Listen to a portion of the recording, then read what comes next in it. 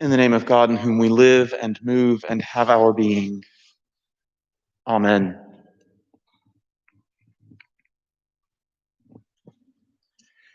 This week we have Jesus predicting his crucifixion, his death, for the first time in Matthew's narrative.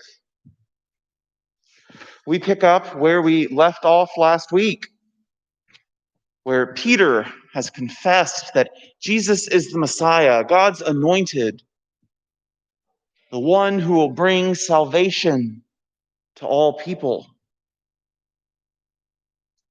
But in Peter's mind, the Messiah cannot suffer.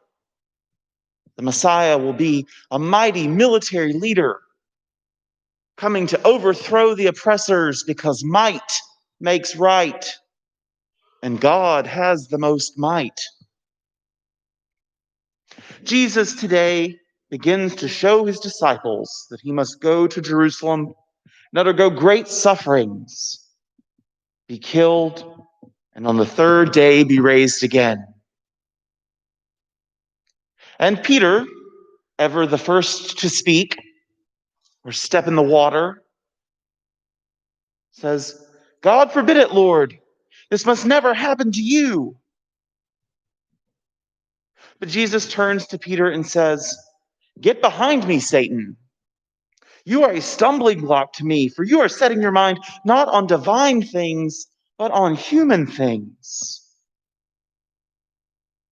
Peter, who last week was proclaimed the rock, the foundation of the church, is now a rock for Jesus to trip on, something in the way.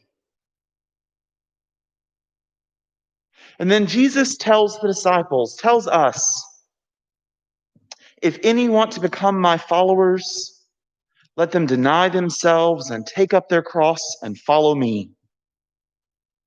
For those who want to save their life will lose it, and those who lose their life for my sake will find it.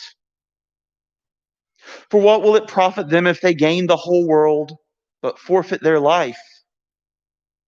Or what will they give in return for their life?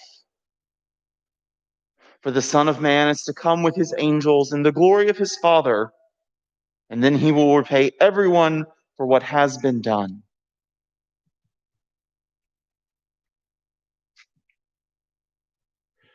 Things are not great in our country.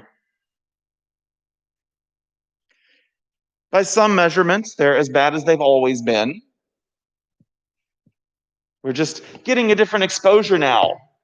We're seeing a more full version of lives beyond the 1950s imaginary June Cleaver story. People of color are demanding equal treatment under the law. People who benefit from unequal treatment are pushing back. Kyle Rittenhouse this week was arrested in Wisconsin for murder. I won't get into degrees or specific charges because those vary state by state, and our definition probably doesn't exactly match up. Last night, someone was shot in Portland after a group of antagonists came to disrupt Black Lives Matter protests. This has been going all summer after George Floyd had his life choked out of him. And even with more eyes and more cameras on police around the country, police violence and rioting has continued. The latest increase of demonstrations is a result of Jacob Blake being shot in the back 7 times after trying to break up a fight. He's now paralyzed from the waist down. And we hear Jesus say to us, "If any want to become my followers, let them deny themselves and take up their cross and follow me. For those who want to save their life will lose it, And those who lose their life for my sake will find it. Jesus is telling his disciples that following him requires sacrifice. He ends the passage by saying that there are some standing hearing him who will not taste death before they see the Son of Man coming in his kingdom. Not long after this gospel was written, the church realized Jesus is taking a little longer than we thought. We're here in 2020 and he still hasn't come back to make all things well. God's reign is at hand, but we have to work to see it. We have to proclaim that it is and make it manifest. Jesus is warning his disciples, and Matthew is warning the church to which he writes, that following Jesus is not easy. When Jesus says that we must take up our crosses, he does not mean it in the American colloquialism of, well, that's just my cross to bear, which I grew up hearing and heard Kenneth Chortle see Andrea laugh, as though you're familiar with mild inconveniences just being someone's cross to bear. No, Jesus is telling us that we might die. Not that we should seek out martyrdom, but that following him is hard. We've already heard this year, though not yet in the gospel narratively, that following Jesus doesn't bring peace, but a sword. It sets families against families. Taking up our crosses can mean setting ourselves against people in our family to speak the truth about systemic racism. That's a cross to bear, beloved. That's hard. It's not ideal to have a shouting match with your mother on the phone while driving your 10-month-old home from daycare. But sometimes speaking truth in love gets a little impassioned.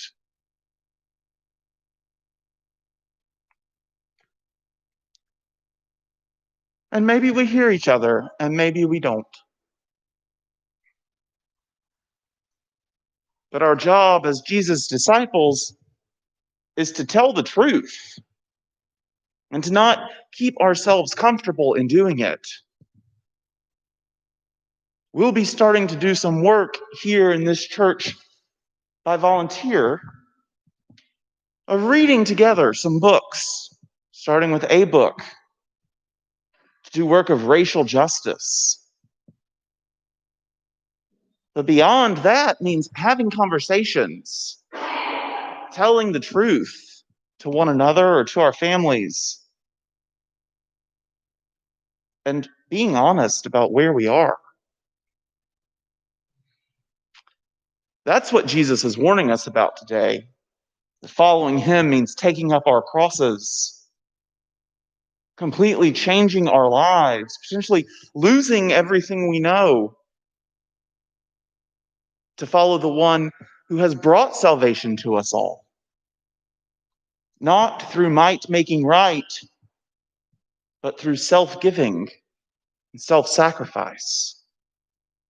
Through challenging the powers and principalities of this world in a way that led to his death.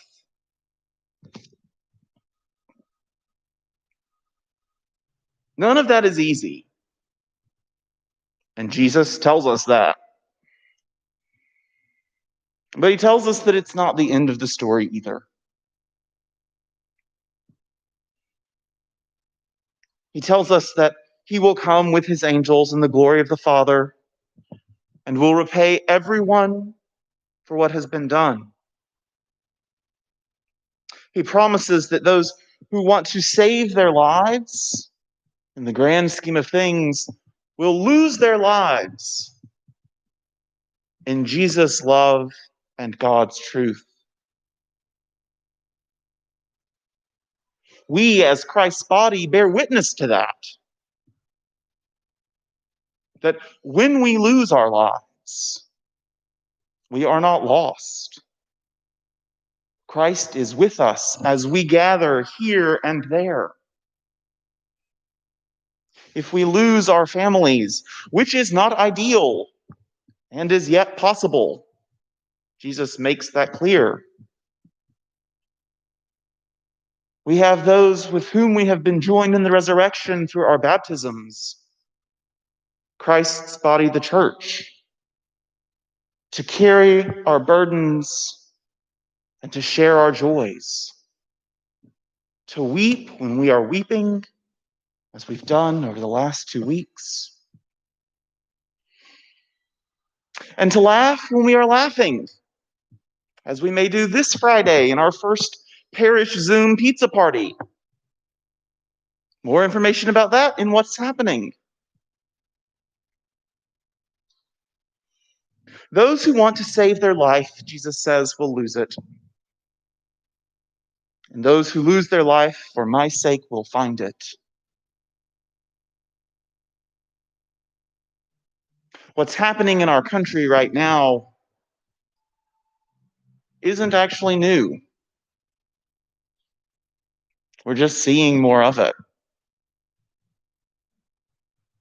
And following the direction of Jesus, who gave up his life,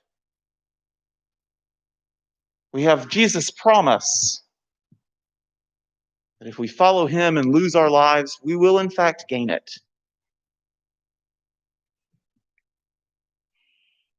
For what will it profit them if they gain the whole world, Jesus asks, but forfeit their lives in the age to come? Amen.